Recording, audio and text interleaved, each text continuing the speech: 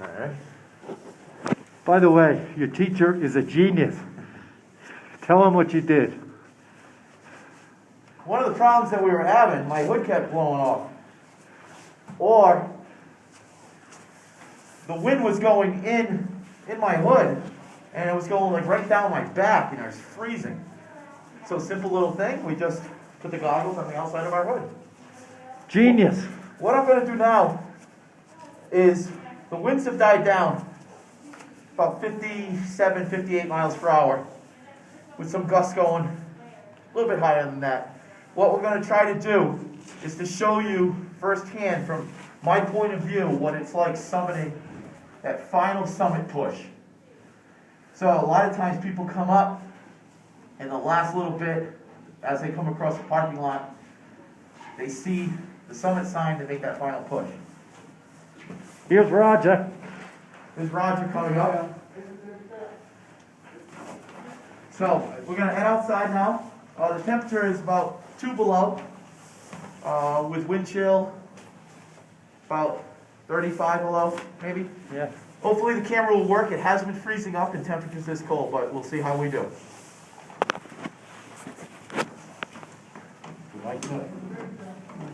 Turn.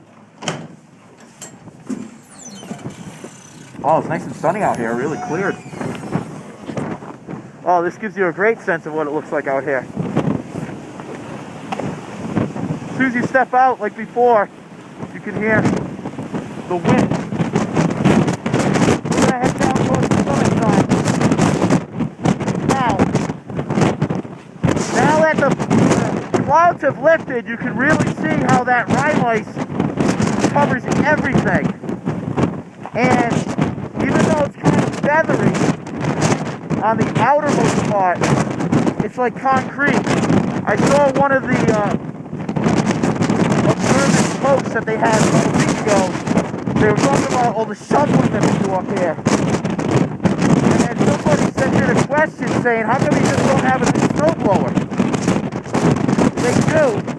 The problem is, a lot of this stuff, they simply cannot get through what's more or less it's like concrete.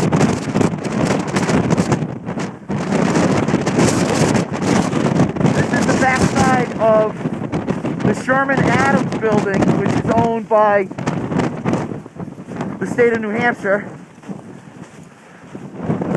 Oh, that's beautiful. I think it's the first time we've seen the sun since Thursday morning.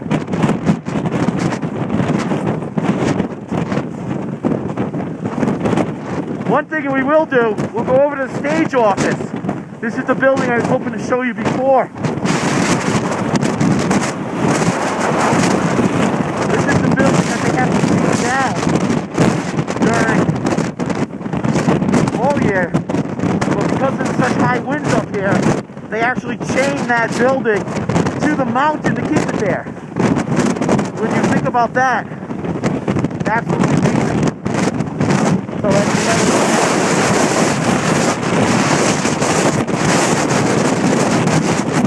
you can see the chains are swaying in the wind here.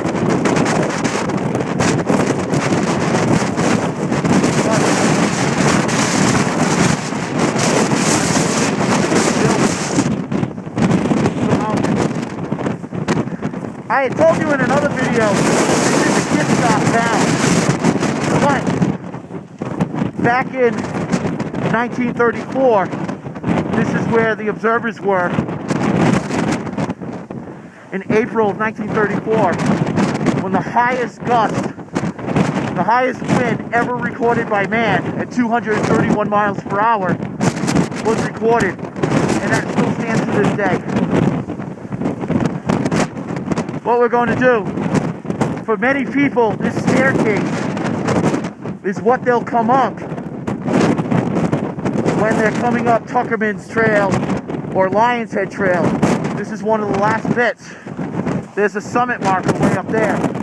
So we have a little bit of a travel to get to the actual summit.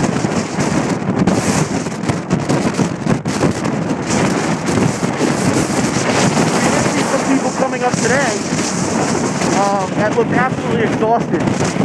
We saw somebody hiking with his dog. We kind of felt bad. The dog was kind of covered in snow. But they made it. So, many people, this is their ultimate goal of climbing to the summit of Mount Washington. So we're going to go up the Crawford Path right now. And I hope that you can hear how strong the wind is.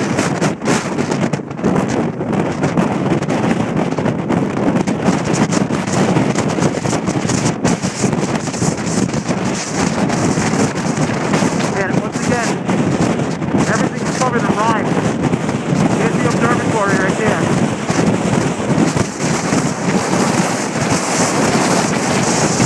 There's the summit marker. We'll come across to the front.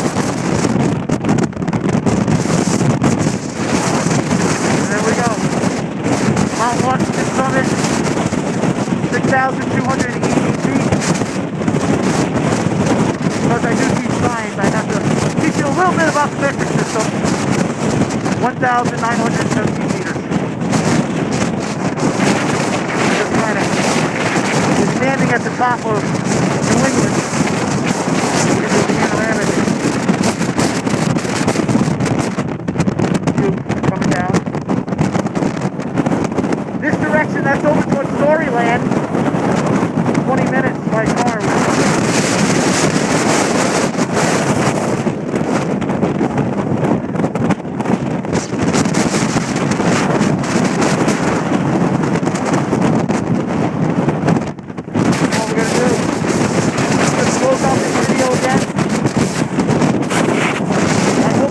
Enjoyed these as much as I've enjoyed.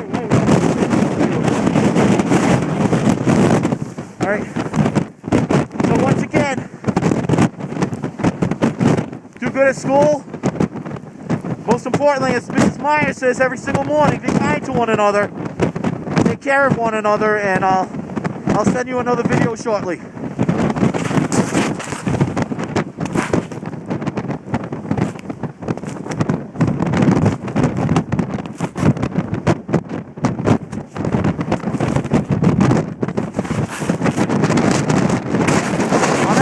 Walk you down. I'm sorry. I need to get shelter so I can take